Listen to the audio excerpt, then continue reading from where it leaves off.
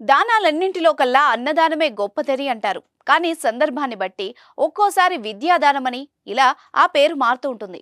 కానీ ఎప్పటికీ మారని గొప్ప దానం ప్రాణదానం. దానికి దోహదపడే అవయవదానం. అవయవదానం చేయడం ద్వారా మనం చనిపోయినా మన గుండె బతికే ఉంటుంది, మరొకరిని బతికిస్తోంది.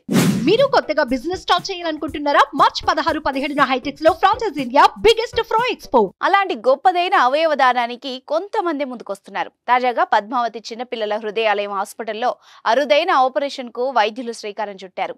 40 ఏళ్ల వ్యక్తికి 28 ఏళ్ల యువకుడి గుండెను వైద్యులు అమర్చారు.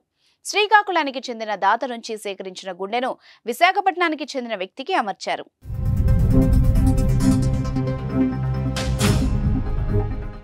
విశాఖకు చెందిన శ్రీధర్ 15 రోజుల క్రితం తిరుపతి శ్రీ పద్మావతి చిన్నపిల్లల హాస్పిటల్లో చేరారు.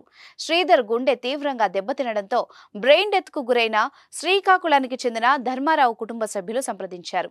వారు అవయవదానానికి ఒప్పుకోవడంతో శ్రీకాకుళం నుంచి ప్రత్యేక హెలికాప్టర్ ద్వారా విశాఖపట్నానికి, అక్కడి నుంచి ప్రత్యేక విమానంలో రేణిగుంటకు గుండెను తరలించారు.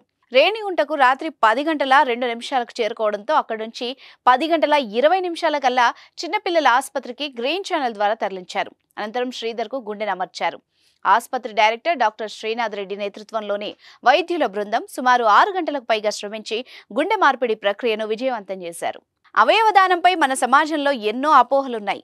చనిపోయి మట్టిలో కలిసిపోతాయి, దానికంటే ఇతరులకు ప్రాణదానం చేయడం ఎంతో మేలని ప్రతి వారిలోనూ అవగాహన పరుస్తున్నా ఆశించిన ఫలితాలు రావడం లేదు. చాలా తక్కువ మంది మాత్రమే అవయవదానానికి అంగీకరిస్తున్నారు. ఇంతకు ముందుతో పోలిస్తే ఇప్పుడు కొద్దిగా చైతన్యం వచ్చినా అవయవాల కోసం ప్రస్తుతం ఉన్న డిమాండ్తో పోలిస్తే లభ్యత తక్కువే.